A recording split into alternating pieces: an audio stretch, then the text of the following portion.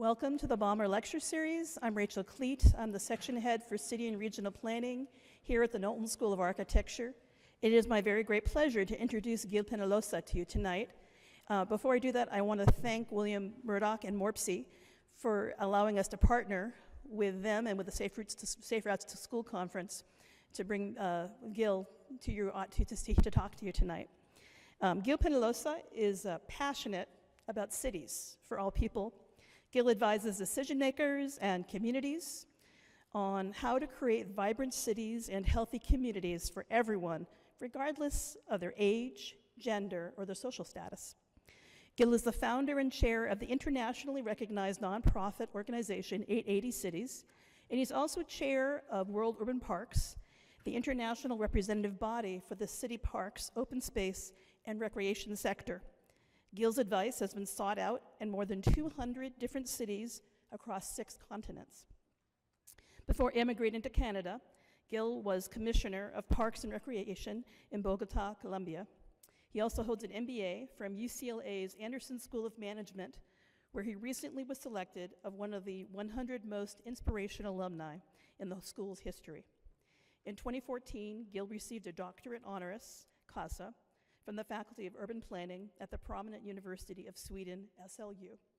And so now I give you Gil Peñalosa. Thank you.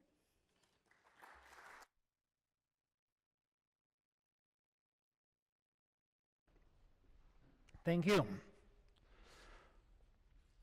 Well, I always love coming to universities, and probably it's because I'm envious of the people in the universities, the students. You have such a magnificent opportunity. This is probably one of the best times in history to be an urban planner, to be an architect, to be working in anything related to creating cities. Because whatever you do or don't do, while you are going to be working in the next 30, 40 years, is going to transform how we live for hundreds of years. So I'm going to be talking today about cities. Let's remember that about 100 years ago, we only had 200 million people living in cities. Less than the population of the US. We had living in cities around the world. 200 million.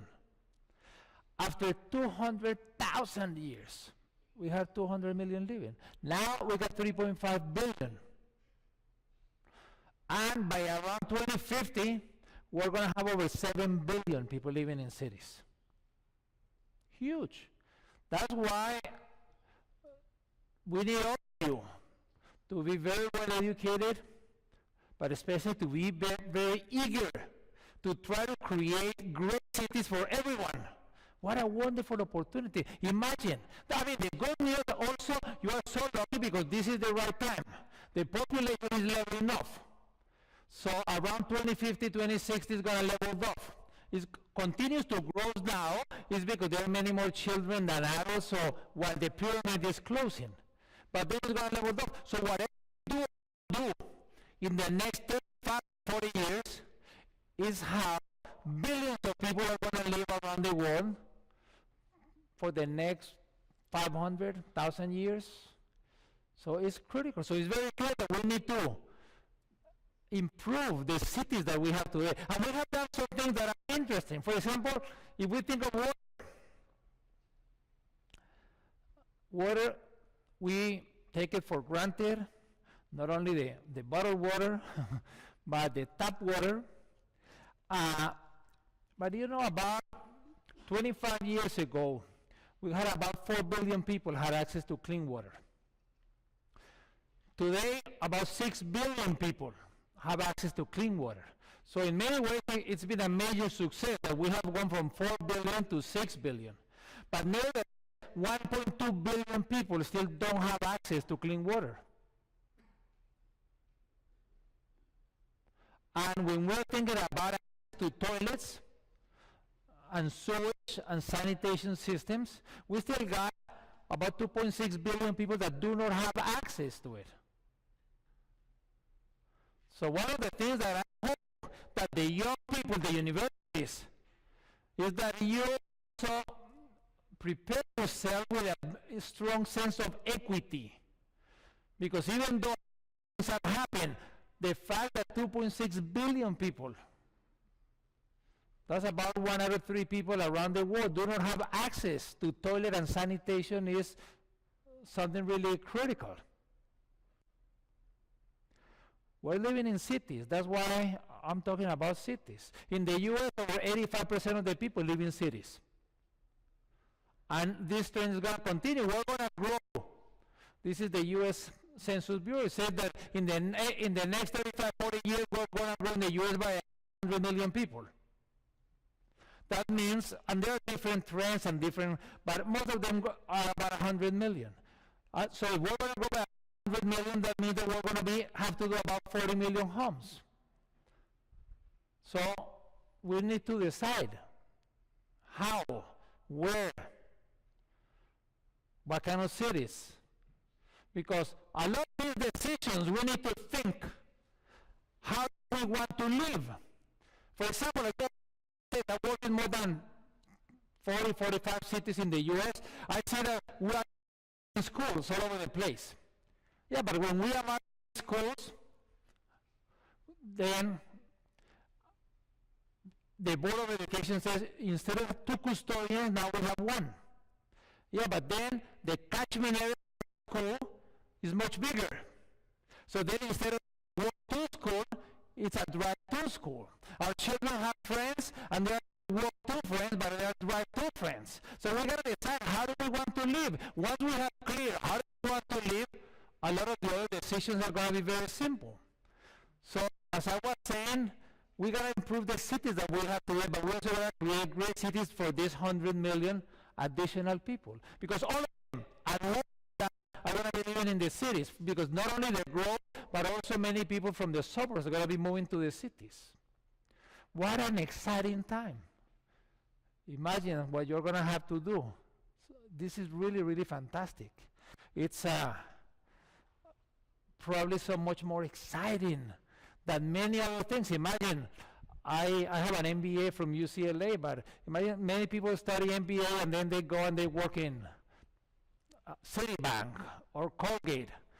Their goal is how to get 1% market share. If they're working for a soft drink, how to improve 1% market share. What impact is that going to have?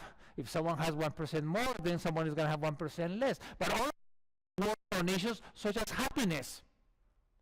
How are people going to be happier, healthier, more vibrant? What an exciting time for all of you. Let's imagine for a second that our children and youth could actually go places without to depend on someone driving them around.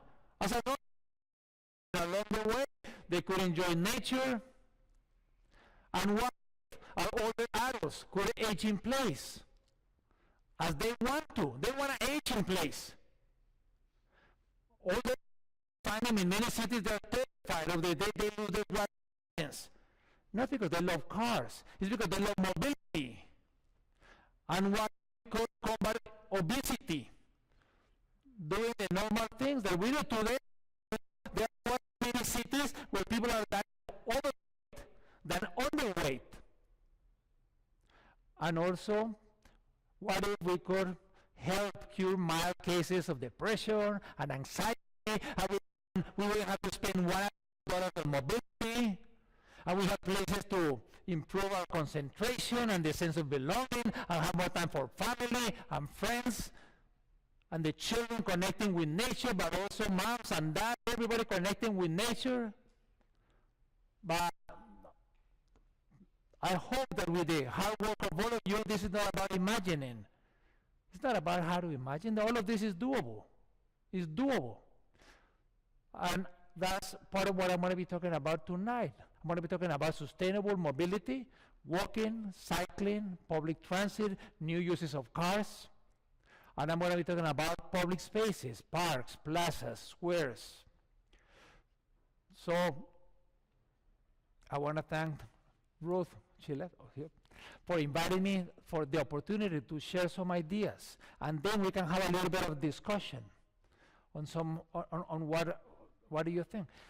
So I'm going to be talking first, I'm going to be talking about a little bit about Bogota, 80 cities, equity and health. I'm going to talk about 3 doable actions, and then a call to action on how to move from talking to doing. Why Bogota? Bogota because now I'm in Canada. I've been living in Canada for the last 16 years, but before I was commissioner in Bogota. Obviously, it's not an ideal city. It's far behind Columbus. But nevertheless, I've been doing now cities in many places, but before I was doing. So I know it's not easy, but I also know that it's doable. Also, I know it's not about the money. People say, oh, we don't have money. Are we going to do that? We don't have money. Are we going to do parks? We don't have. It's not about the money. Bogota is much poorer than Columbus. But nevertheless, we did some interesting things that I'm going to show you about. For example, we built over 800 parks from 1995 to the year 2000. We did parks all over the city. This was one of them. The Pope came here, gave a match to 1 million people, and then when he left, the city put a wire fence around and no one could go in. Then they planted a few trees. But other than that, nothing happened. 27 years, practically nothing happened. Why? Because change is hard. People oppose change. And also politicians, sometimes they think that it's a lot easier to just do more of the same. Maybe a little bit better, but do more of the same. Don't rock the boat, especially when they want to get reelected. I know because when something that you're going to take, you go in the community, you're the cave people. Who are the cave? They are the citizens against virtually everything. Because some civic acts that you think, why civic acts? Because you thought they have not been doing anything for the community, but when you try, they resuscitate. But not to support, to oppose. But citizens pay the other week is to get things done, not to have two excuses why things cannot be done. So when you grab and be a champion of finding solutions to the problem, not to the solutions. All of you probably decided to study urban architecture because you wanted to create a better city for all, a better community. That way of activities that you have in your heart, never let it die down. Sometimes people go to the cities and then they go and they get rejected and they get a slap in the hand. And then they are quiet for 6 months. They first to have a second idea. And the second time they get a slap in the hand, then they quit. But they stay for the next 25 years. They just show up at 9 a.m., they do the minimum, they leave at 4:30 or 5. Or same thing, they go to work for planning firms in the private sector. When the firm gets a job with a city, their number one priority is how to get the next contract. So they to go along with what, even if they agree, instead of trying to educate council decision makers on how to do. So never activists, never give in to try to convince them to educate for the best decision possible along the way. So in 27 years nothing happened, but in 3 and 4 years we turned it into the nicest park for recreation and sports and things that people can do at all times. Some they can do it on their own pace, by themselves, others in groups, and it's something that is kind of magic at 13-hectare lake, and it's very, very well used. And I love all parks, but some of the ones that are the linear parks, because the linear parks connect. This is 20 miles across the city, and we started in one of the wealthiest parts of the city, and we ended up in one of the poorest parts of the city. This is before, and this is after doing a linear park all around it with lots of small neighborhood parks. But also, we got to do small neighborhood parks. Some people say, Gil, should we be doing in our city small parks or large parks? Well, we got to do both, because they satisfy very different needs. In the small park, that's where we develop a sense of belonging, solidarity, city. That's where we actually meet the parents of our children's friends. So imagine something is happening in the street in front of our house. If we know that, we go out and help. So the neighborhoods become safer. But if we don't know about something is happening, we shut the door and we stay inside. But in that small neighborhood park, we're not going to be able to play soccer or baseball. So then we need the medium-sized parks. But then we're not going to go canoeing, so we're going to need the big parks. So in order to need a citywide park system, with small, with medium, with large, with active, with passive, with contemplative, and also a nice distribution. You know, a city like Los Angeles has a lot of parks, but all of them are in one part of the city. Only 33 out of 100 children have a park within walking distance. You compare with Boston, 97% of the kids have a park within walking distance. So we also need a nice distribution across the city. And so people might say, why in parks when the poor people have so many needs of education or health? I said, well, if you really care about the poor people, when the poor people feel miserable, it's in the leisure time. You know, when they're in the president of a bank or the minimum wage worker cleaning the floors, they have similar times. Actually, the president of the bank have more anxiety. But when they have leisure time, the president of the bank has theaters and movies and restaurants and clubs. The minimum wage worker doesn't have any options. So if we improve the use of the leisure time, we're really improving the quality of life of people. So investing in parks is absolutely critical. So also something that we did was improve riding bicycles. In 3 years, we built over 174 miles of protected bikeways. So when they tell you, oh, we don't have the money, no, it's more a political decision. And we went from 28,000 to 500,000 people riding their bikes, always separating pedestrians and cyclists. And something that is interesting is that in many areas, they were so poor that it's almost impossible for you here in Columbus to imagine the levels of poverty. But look at some of the poverty that we found, and look at the quality of bikeways and pedestrian areas. Why do we need to have good quality sidewalks, good quality bikeways? Part of it is going to be safer, but just as important is because we need to dignify the pedestrian. We need to dignify the cyclist. And also part of it is because we need to be consistent between what we think, what we say, what we do. So say pedestrians first, then cyclists, and then cars. For example, we didn't have money for everything, so we had to choose either walk, cycle, or cars. And we decided that the cars should be done by a future administration. Of course, there is not money for everything. But there were nice people talking about anybody that is moving at the speed of the pedestrians. Later on, when my brother was mayor, about 15 years ago, and actually he just was elected mayor again as of this January. This is what the Japanese Corporation Agency were proposing, $10 billion. And this is from the front of the newspaper. They say, $10 billion. Maybe the Japanese Corporation Agency, corporation quote unquote, was thinking more on how to sell Japanese cars than on solving issue of mobility. Fortunately, he said no. At that time, the cars, for example, they used to park all over the sidewalks. Just to get the car out of the sidewalk, he had a huge fight. The retail hired hundreds of people to get signatures to impeach the mayor because he wanted to get the cars out of the sidewalks. And the retail, they thought that it was like a right, a citizen right to park right against the window. There is nothing as a car on the sidewalk, because it's like saying, I am more important because I have money and I have a car and I'm going to put it here with the pedestrians.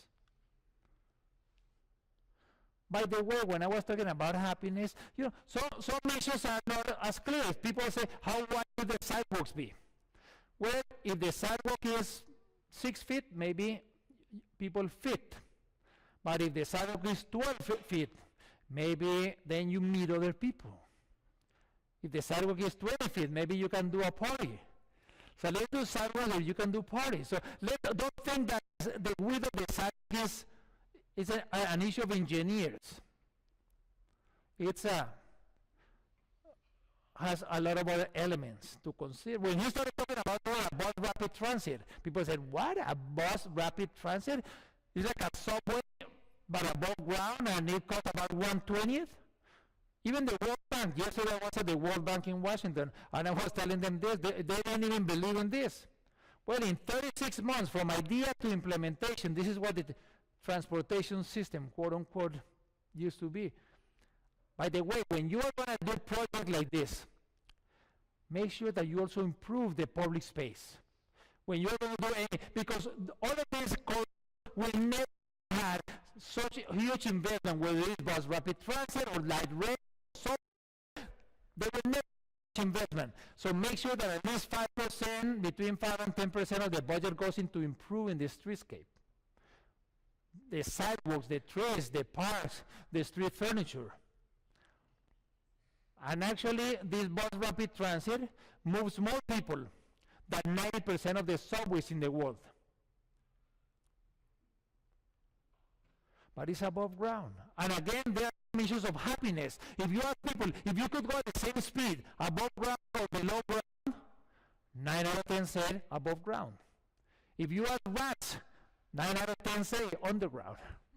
But people want to see the trees and the sun and the storm, and they want to know.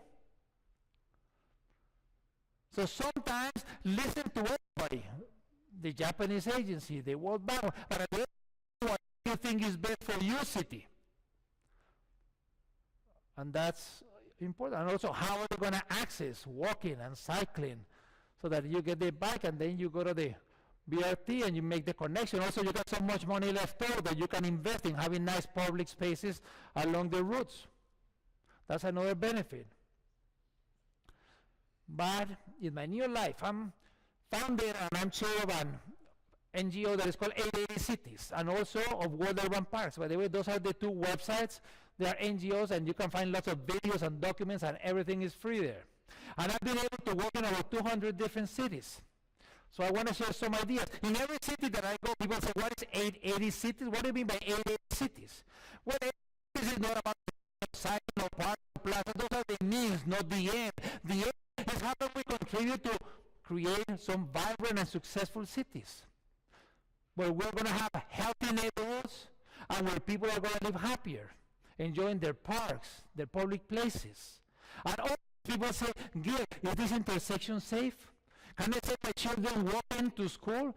Can my grandparents bike to get eggs or milk or to walk to public transit? I said, look, you don't have to be a transportation engineer.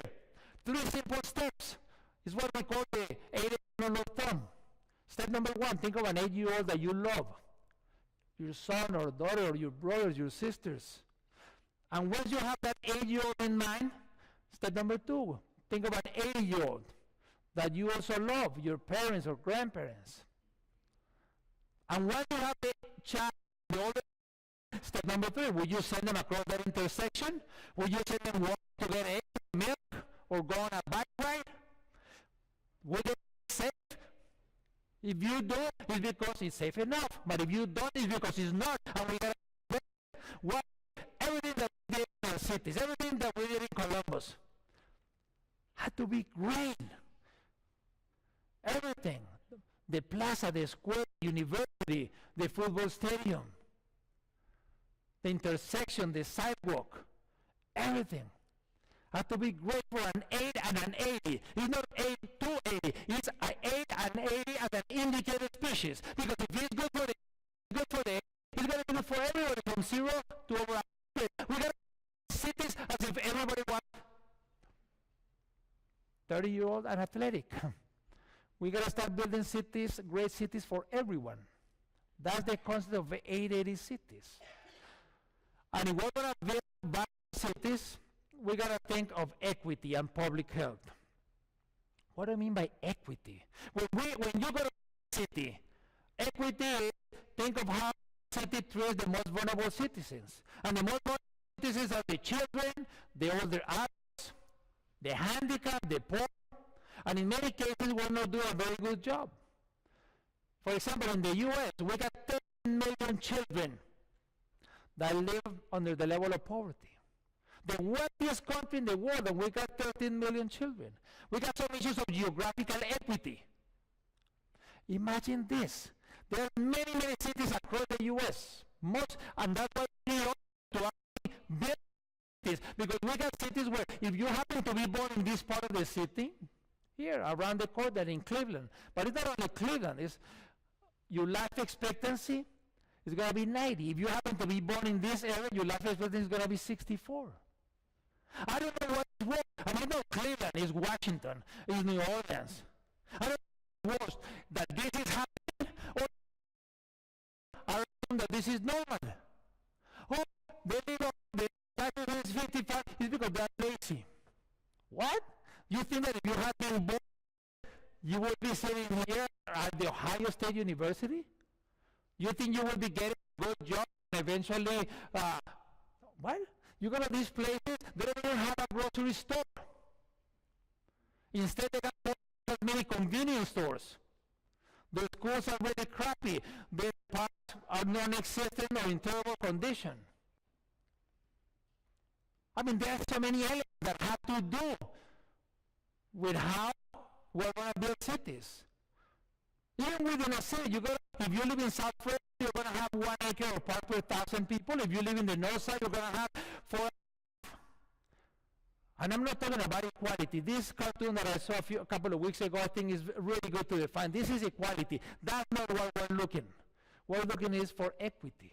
Some people are so far behind that we really need to improve that equalizer. Also, we need equity about mobility.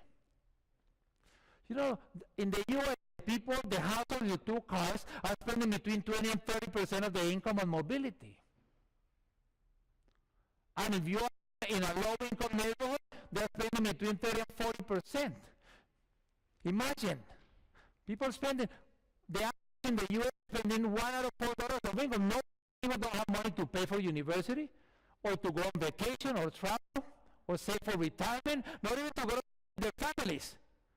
When you are paying $1 out of $4 for mobility, when people could be spending only 5%, if they walk or bike or take public, there is nothing that the government could do that would improve as much the quality of life of people that allow houses to downsize from 2 cars to 1, or from 1 to 0. If you want to have 5 cars, okay, go have 5. But if you don't want to have any, you should be able to. And one of the nice things that young people like you are changing for most people in the States, all of the now, last 3 years, fewer people have purchased cars than any time in the last 40. Fewer people have even gotten driver's license than in the last 40. For many young people now, it's much more of a status symbol, an iPad, than a car. It's more of a status symbol to live in a nice, walkable neighborhood, even if you have to pay a little bit higher rent than live in a bigger house where you're going to have a car. And that is also going to be great for the economy. According to American Automobile Association, the cost of a car is $8,500 of a small car per year. So if you are not spending it on the car, you have money to go to the restaurants, to improve the basement.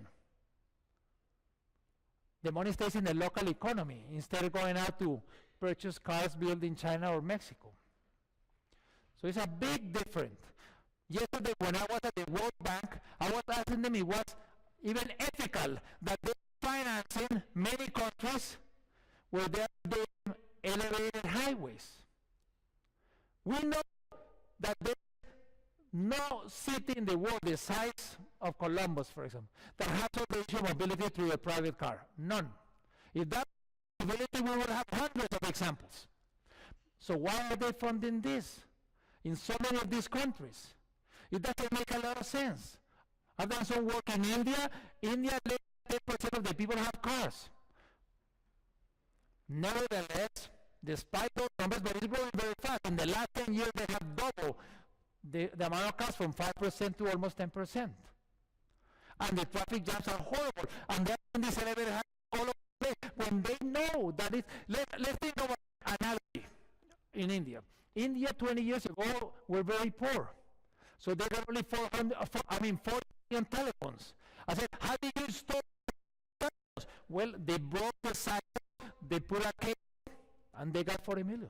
Now it's so much better Now they have 400 million telephones. I said, did you break all the sidewalks to go from 40 to 400 million? No, they leapfrog the technology of breaking the sidewalks, and they have cell phones. So I said, why don't you do the same thing with the issue of mobility? Leapfrog the air and let the new system. But no, they continue doing all of this. They're doing it so slowly and so fast that last week this one fell off. It's horrible. But I was going to talk about equity and also public health. Because public health, we're going through a crisis. Is this what the future looks like? And the problem of obesity is not how people look. The problem that obesity has to do with heart attacks and respiratory problems and anxiety, depression, and so on. In the U.S., people are obese. And if we don't do something right, 44% by 2030. And people here, and they say, oh, yeah, you don't know, always been like this. No, it hasn't always been like this. 20 years ago, we didn't have a state with more than 20% obesity. Today, state with less than 20% obesity. So things are getting worse. So we got to balance. We got to calories in and we got to calories out. For example, we got to improve the school lunches. We got to have farmers markets in all the neighborhoods. We got to go to the schools and create gardens in the schools, in the neighborhood parks. We need to create gardens so that all of a sudden children, they learn to make the left grow, come out of a factory, but actually grow. And also we got to do physical activity. Adults, 30 minutes a day. Children, 1 hour a day. They have physical activity, they won't do drug. And there's nothing as easy as walking and cycling, using the parks, the streets. So, to see practical ideas on how to get this into practice, I want to end by talking about 3 specific examples. The first one, we got to have parks and play everywhere. For the children, play is not just fun and games. Of course it's fun and games. But play, that is what strengthens the muscles. That's about language and cognitive thinking and coordination. And that's where they develop that sense of belonging and they develop friendship forever.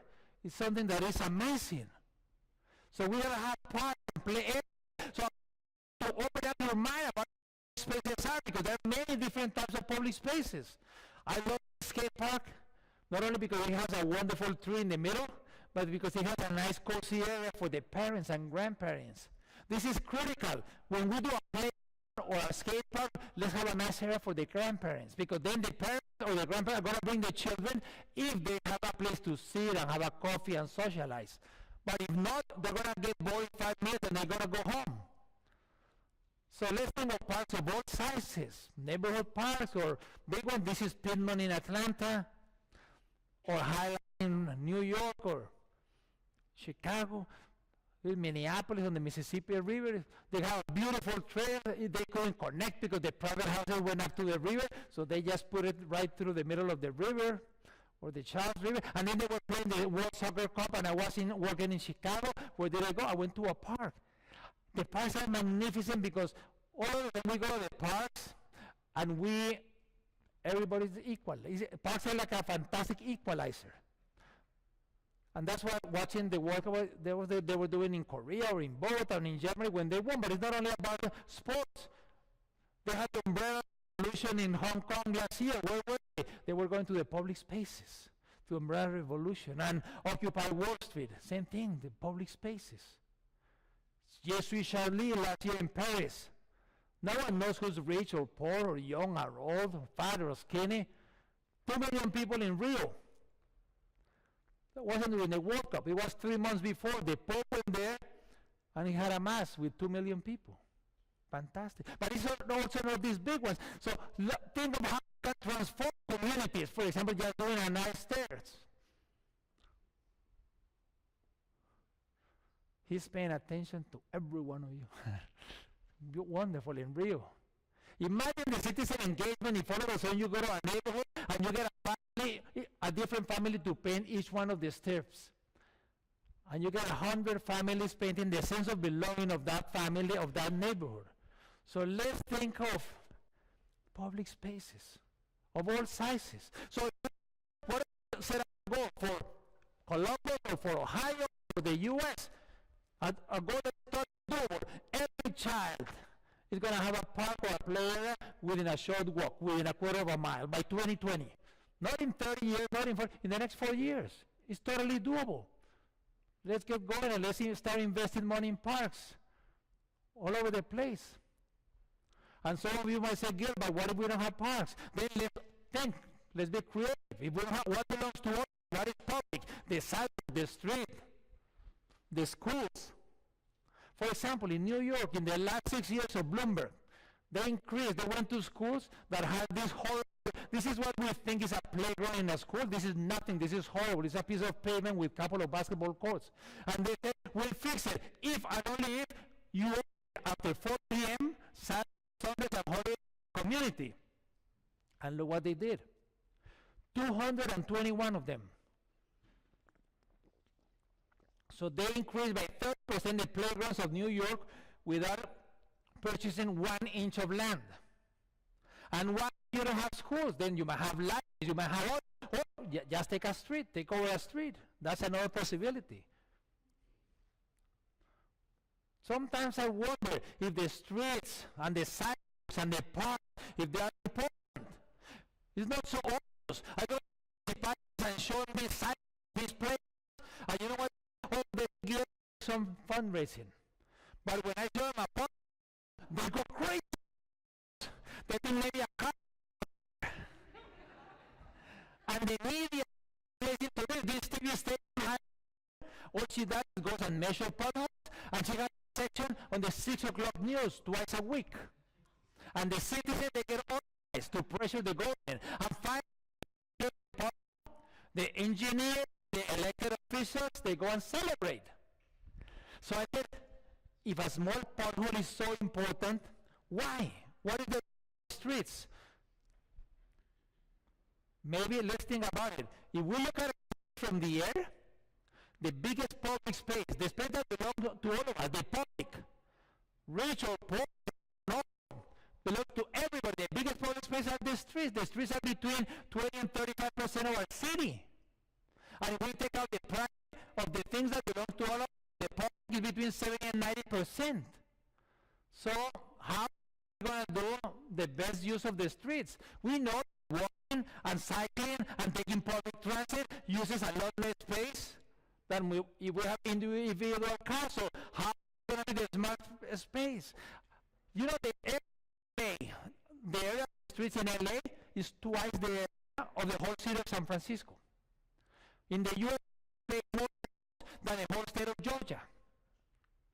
This is important because this is about quality of life. When you go to they say, oh no, but I'm only worried about economic development. I got 5 Fortune 500 companies in Columbus and I want to bring it all back.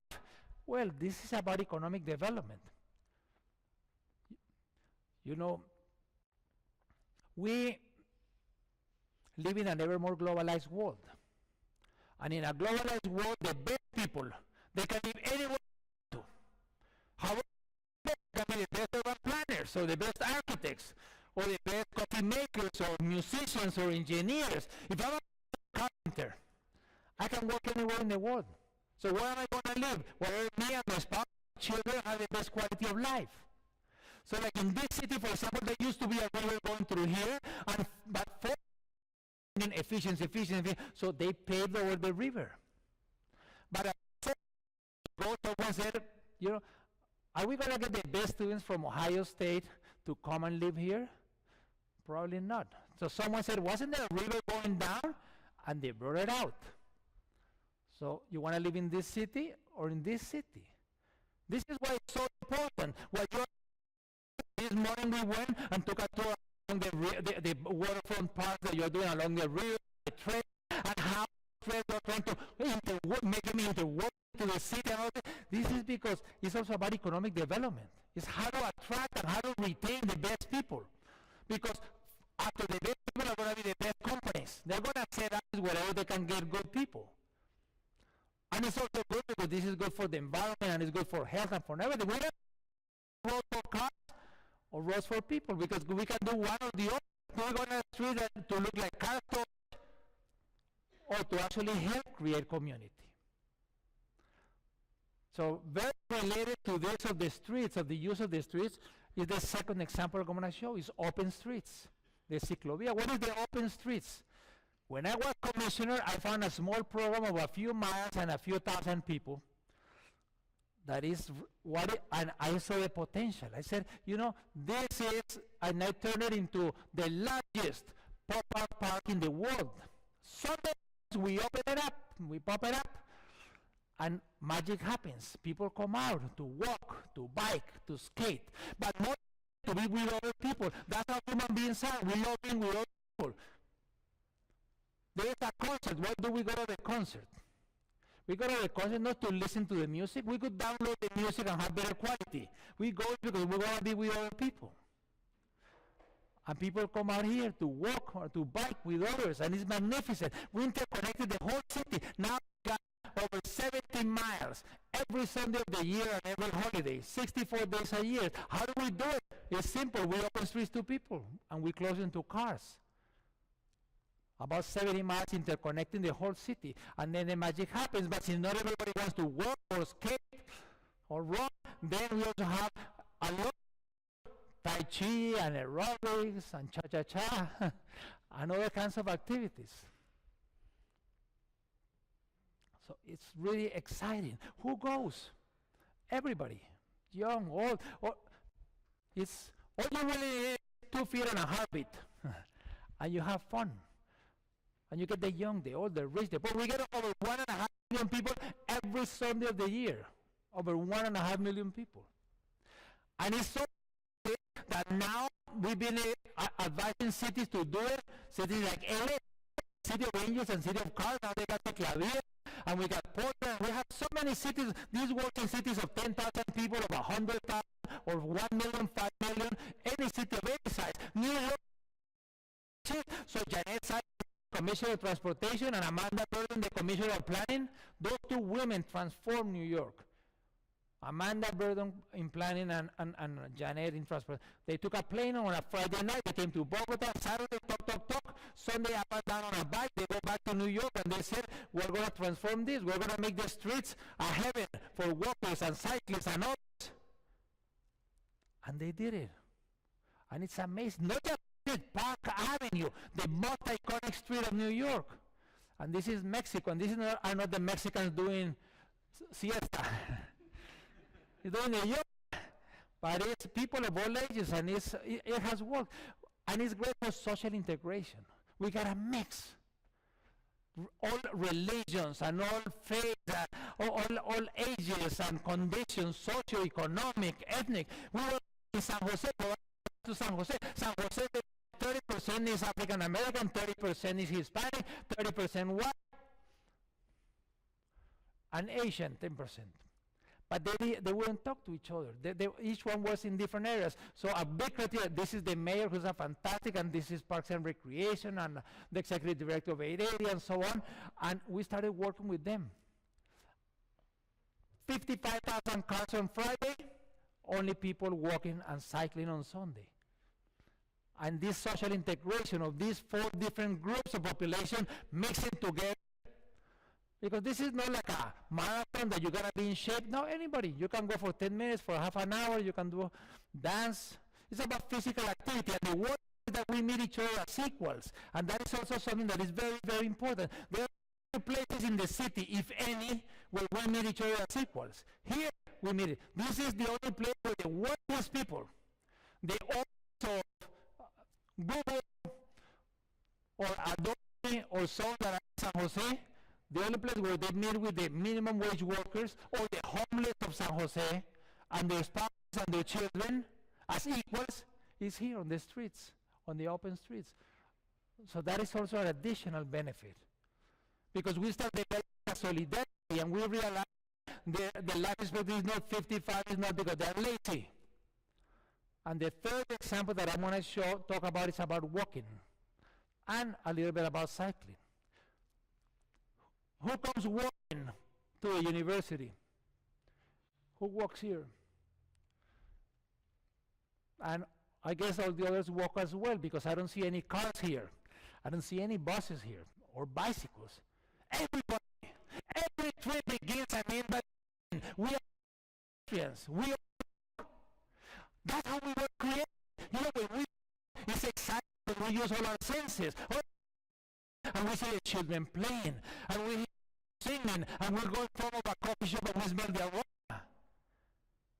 That's how we are. Just like the birds fly, the fish they swim, and the deer it runs. People, we walk. We walk. Whether it's the children in South Korea or the youth in Atlanta or Johannesburg, people walk, and the adults, the older adults, in the summer in Rio, the winter in Minnesota. So we are the same, but in the last 6,000 people were by car drivers walking. Actually, in the last years, there have been 16 times more pedestrians killed by cars in the U.S. than all that have natural disasters. We need to design benefits for people. This doesn't make any sense. I mean, walking and cycling is not a frivolity. Walking around the world, last year, 5 million people were injured. 270,000 killed. 270,000. Yesterday, people driving motor vehicles killed. 741 people walking. That's more than 1 person every 2 minutes. 1 person every less than 2 minutes. That's not accidents. They're incidents, because accidents is if most of them could be avoided. So what do we do? And we're walking. First we gotta get away. But in the last 80 years, we've been building cities thinking more on car mobility than on people's happiness, and this is what we've been doing. And we are to be on the sidewalks. And we're making it very difficult for people on wheelchairs. We're these people every day, second-class citizen. We don't even do a sidewalk. And I talk walking and cycling because cycling is almost the same thing as walking. It's just as a cycling is a more efficient way of walking. If we're going to do half a mile, we walk. But if we're going to do 3 miles, we bike. But both people eye to eye, motor. If we're going to bikeability, well, we're going to have common sense, like this kid. We need to lower the speed. We need to lower the speed below 20 miles an hour. Not because 20 is plenty sounds nice, but if you get hit by a car at 20 miles an hour, there is only 5% probability of being killed. If you get hit by 40, it's 85%. From 20 to 40 miles goes from 5% to 85%. That's why we need to lower the speeds. And in the neighborhoods, all the streets should be 20 miles. We, in front of the schools, we put 20 miles. We put 20 miles in front of the schools because it works. But don't want children to be safe only in front of the school or everywhere. And on the arterials, we got to do protected bikeways. We need to do bikeways that are physically separated from the cars. If they're not physically separated from the cars, they don't work. It's not just about painting lines. We need to have that physical separation in order for them to work. Sometimes we do what is difficult. Get the politicians to give the space. Okay, this is going to be for bicycles. And then we don't do what's easy. We just paint a line and then people don't use it. No, enhance that line. Have that line, put some plastic bollards and enhance it. Even if it's temporary, enhance it and then it's going to work. And we know, because we've been doing studies, like people for bicycles, they've done studies all over the U.S., and in the north, in the south, the rich, the poor, everybody wants protected bikeways. But one bike need to do a minimum grid, because if it doesn't connect origins and destinations, it's not going to work. So don't think that if you do 1 or 2 bikes, people are going to go crazy about biking. No, if we don't do a minimum grid, it's not going to work. I saw your wonderful football stadium, 110,000 people. Let's say you don't have enough money, so you say this year we're going to do 1 goal line. And next year, you do the middle of the field. The third you say, oh, when you were going to do the other, You know, let's not waste any money. We don't have a football culture because I haven't seen anybody playing football. Well, if you don't have a football field, people are not going to play. Same thing happens with cycling. If you don't have a grid, people are not going to use it. So we need to have a minimum grid. That's what happens in Copenhagen. In the neighborhoods, it's low. And that's why in Copenhagen, 45 out of 100 trips. In Copenhagen also, they can, and this is Seville as well. This has to be like the power grid. A citywide power grid, a citywide water grid, a citywide bicycle grid. I was in Copenhagen. And it's not because they are poor. In Copenhagen, they have a capita income than any city in the U.S. A high education as well. But never 4,500 trips are done on bicycle. And it's cold in the winter, it's hot in the summer. It rains all year round, it's horrible. But never 45 out of 100 trips are on a bike. So,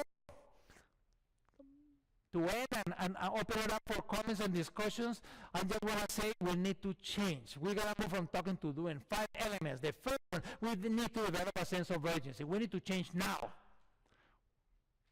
We don't even have time to blink. We blink, there's a new neighborhood. 2, we got to have will. The political is that the general interest must prevail over the particular. So it's not about if the general interest to have a bike lane is not if people are parked somewhere else. If the general interest, if we got 80 people on a bus, they gotta have priority or 1 person on a car. Political will. 3, we need to have doers. Doers in the public sector especially. People that will not take no for an answer. People that will find a solution to the problem, not problem to a solution. 4, we need to have leadership. But not just one of them. We need hundreds of leaders in the schools, in the university, in the neighborhoods, everywhere. A friend of mine is a physical education teacher at a school. When she said, why are you not walking to school? Because they were afraid of the cars. So she dressed up as a pilot and she shut down the parking lot. And the kids started to walk, created a drop-off zone, half a mile away from the school, 3 drop-off zones. And finally, citizen engagement. We need to engage the citizens. It's not just tokenism. We only have to listen to the people of all this. This is not just tokenism so that we can go to city council. Oh, did you go to the city? Yes, checked. No. We honestly have to listen. And you know, just our daughter, if I ask my daughter, what in a park, she's going to say, oh, let's do yoga. And in this other park, let's do more yoga. And some people want to do a fire pit. Other people want to have pizza ovens in the park. Other people want to paint. People want to do all kinds of things. So we really need to go out and ask, because when we get as citizens, they come up with wonderful ideas. I was doing a community workshop in a city, and I was asking for something they call impatience, things that we can do now in the next 12 months. Think about what you can do in Columbus in the next 12 months. Low cost, low high visibility. And one woman said, Gil, when I'm walking home, the sidewalk is very dark. I said, yeah, but you know, I'm thinking of low cost, low rate, putting light on the sidewalk. And then she said, no, this is very inexpensive. When I'm walking, the sidewalk is very dark, but the street is very well lit. All I'm asking is for someone to go up on the light, and the light on the street turn it 90 degrees and share it. She said, it's the same pole, the same light, same cable. And since she told me that I go to cities, I find that the streets are very well lit and the sidewalks are very dark. So these are the 5 elements: sense of urgency, political will, doers, leadership, and citizen engagement. So let's think outside the box. I know there are challenges, more than challenges. I think you have great opportunities. These are technical issues, these are not financial issues, these are political issues in the big sense. That's what goes always, that when you do a project, the project doesn't finish when you do a nice design. No, it's when that design gets implemented. So you gotta work to be able to work with activists and advocates and others. Every participant, you need to create broad ideas. Allow the elected officials are all with people in the public sector staff. But not just urban planning or transportation. Get more people from public health, from education, from environment, from finance, and community. In the community, get the activists, get the media, get the business community. How do you get through? This is like a 3-legged stool. Elected officials is one leg, public sector staff another leg, and community is the other. How do you get them working together, this stool? What is the glue? The glue is developing a sense of urgency and a shared vision. And to end, to show you that these are not technical issues, I love to do workshops with children because they don't have any baggage. They tell you what's on their mind. Like these children, we ask them, what do you do a drawing? How would you like your community to look? When you have your parents' age and you have children your own age and they start doing drawings, they don't want everything to be green. This was 2013, and he said, you wrote a fewer cars, more people walking, more people cycling. And then he didn't drive, but he drew an area for pedestrians, for cyclists, for buses, and for cars. He doesn't know to walk at 3 miles an hour, but he knows that if we mix pedestrians and cyclists, the pedestrian is going to get injured. And if we mix cyclists with cars, the cyclist is going to get injured. And then he drew public parks and low buildings with street-level activity. Fantastic. I went a couple of months later to South Korea, and I was in a workshop with the PhD students of urban planning and the National University, and I said, I hope you study very, very hard. Same as I tell you today. Because now the first year summarize urban planning 101 in one drawing. And when they say, oh, it's good to engage the children, because they're the future. No, I don't think it's about the children, it's about the future. If we educate the children very, very well, they go home, and then they educate the parents, and then we start transforming societies. So you got such a great opportunity here at the university to get all of the tools and all of the knowledge, but also the inspiration and the guts and the shared vision of creating cities, great cities for all. So keep in mind that we need you to move the city from top to root and to understand that it's about creating vibrant cities and healthy communities where all people are going to live happier. I wish you much success. Thank you very much.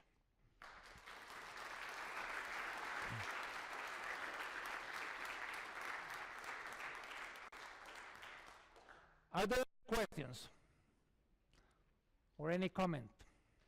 Yes.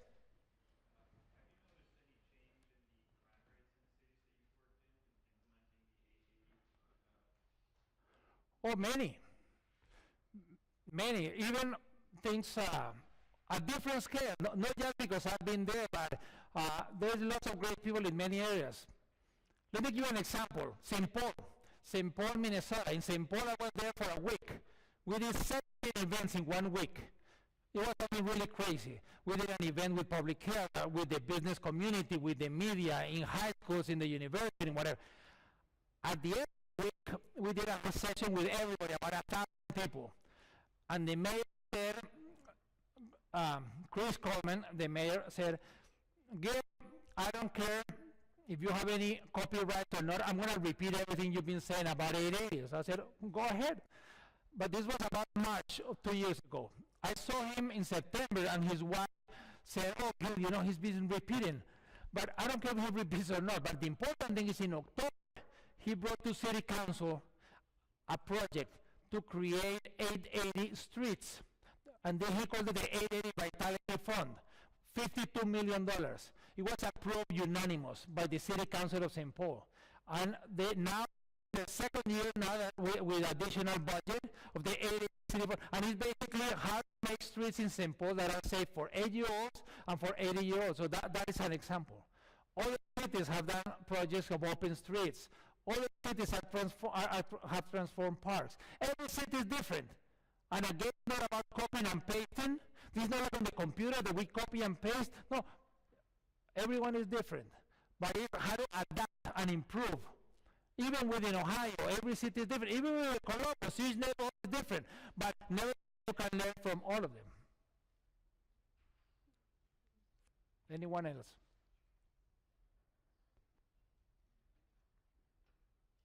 No one? Is it because you agree, you disagree, or because you want to go to the... I hear there's a reception afterwards. Any goal that you have, anything that you want to do, like that person that said, you know, the sidewalks are very dark, to get there, what will you do? Yes?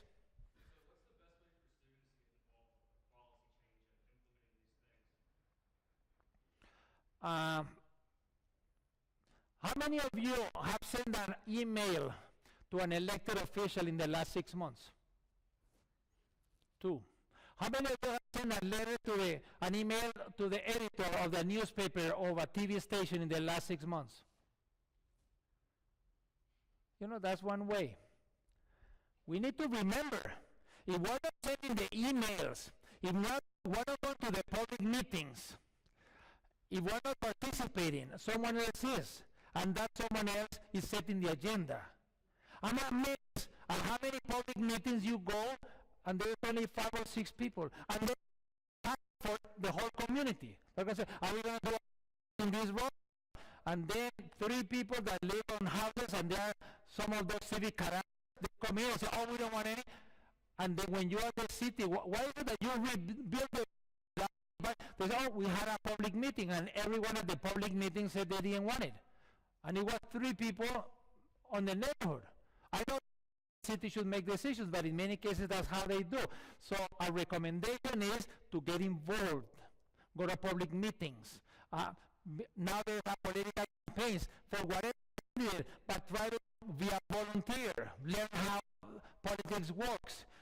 Try to get a volunteer for some city council or whoever, for NGOs. There's so many ways to get involved, but it is very important. Also, send in the city, not only send them an email when they're doing something really bad, also send them an email when they're doing something really good. Well, you want everybody likes a little pat on the back.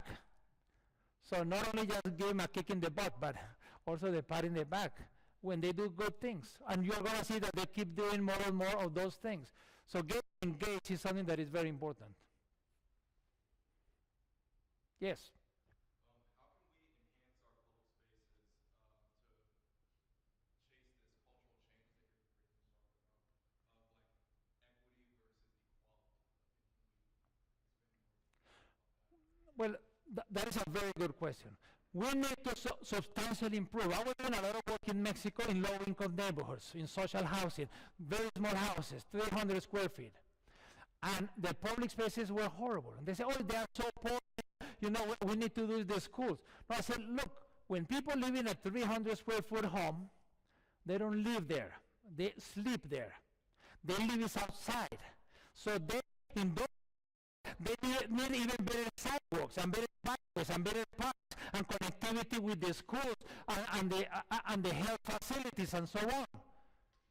So that's something that is very, very important. Also because in the local area, we're going to improve the safety also. If people go to those public places, your public places are very safe when they're well used. We have to keep in mind that in the park, I find in the city sometimes it's a lot easier to find the millions to do the parks than to find the thousands to make it work. So we got to make sure that Park and Recreation leaves budget for the uses. So that when you want to do a movie night, there is money for the movie night. When you want to do a busker festival, when you are going to have someone playing a guitar. So all of those things are the ones that click. It's not only about the design. I know many of you are studying architecture. Well, a nice design is also good, but it's not all of it. Part of the success of the public space is the design and the construction, but just important is the management. Actually, one of the problems that happens in the cities is that the cities really do poor management of the parks, most cities. All of a sudden, you get a place and you put couple of four walls and you put a roof and you call it community center, and all you assume that you need a manager and customer service and security and classes of Tai Chi and yoga and all of this. But if you have a park, cities think the park is going to take care of itself. Maybe they cut the grass and they pick up the garbage. No, cutting the grass and picking up the garbage is only 20% of the management. 80% is the same as the community center. You got to go out and get the elementary schools to come out and adopt the park and do some of their classes in the park. You got to go to the faith groups and get them involved. You got to get the senior groups to go there and work and do activities and for people to volunteer. So it is very important to do that. And if there are local areas, improve even more on that and get engaged. And when you do things like project like open streets, make sure that you connect. Don't just do it in the wealthy areas of the city, but make sure you connect some of the wealthiest areas with some of the poorest areas, so that you all of a sudden you get that mix and you start getting some of that solidarity. Yes. So in a lot of cities, at least with freeway projects, they're not controlled by the city entity. They're usually controlled by permanent transportation at the state level. So there was actually a case in Buffalo where I'm from. There's a highway that goes through a park, and the citizens have been trying to tear that out for years, for like 20 years. And every time the permanent transportation comes back saying we need it, we need it. How do you balance that at a state level versus a city level? Well, you gotta do advocacy with the city or with state or with everybody. One of the things that I find that works is for the activists is to be very loud during the election time, because sometimes when the politicians listen the most is during the elections. So be very loud in the elections. The other thing that I recommend is to work on the benefits. People say, how do we get a council to work on this? They don't listen. We want to have this park, or we want to eliminate this highway, or we want to have this cycle. So I said, the other for the European Cycling Federation, that the title was, if you want to promote cycling, don't talk about cycling, because all of a sudden cycling becomes very polarized. So go to and you know that councilor, you don't know if he or she even cares about cycling, but you know that councilor really cares about public health. So tell that councilor about heart attacks and respiratory problems and obesity. But the next councilor doesn't care about public health. The next councilor cares about economic development. So tell them what is going to be valuable, how it's going to retain and attract the best people. And the next councilor cares about the environment. So you're going to tell them about the quality of the air and the level of the noise and so on. So don't just go with the same argument to every politician. No, each politician has different interests. So talk to them about their interests, and then talk about cycling or walking or the park as a means to that other benefit. And then I find that there's a lot more success. And also develop alliances, because sometimes you're going to have at the state level maybe a really stubborn transportation engineer that will say, no, walking is fun and games. Okay, so bring public health, so that the medical officer is going to say, yeah, it's fun and games, but it's also about life and death. So develop alliances, as broad an alliance as possible, and then there is a much higher possibility to have success. When you send the paper, don't just send it with one name, because it's going to be deleted. Put 5, 10 names on it, get your neighbors, and I guarantee that the letter is going to be published. When you write to official, the same thing, send the letter with 10 names and 10 addresses, and they're going to repeat. Get out the older adults. The baby boomers, the politicians talk about millennials, but the reality is that they listen more to the boomers. Why? Because the boomers vote. The highest percentage of vote in the U.S. is the people 55 to 65. The second highest, 65 to 75, and the third highest, 45 to 55. So do alliances with AARP. And so those are some of the ways to do it. We got to be very clear that there's not going to be a Martian coming down to fix our cities. It's up to all of us. And there's many great possibilities. But we cannot just give up and say, they tried. No, let's find out how people have it. Can we do it in a different way? But we cannot just give up on those issues. I want to invite you all to come and continue this conversation at the reception, and thank Gil very much for taking the time. Thank you.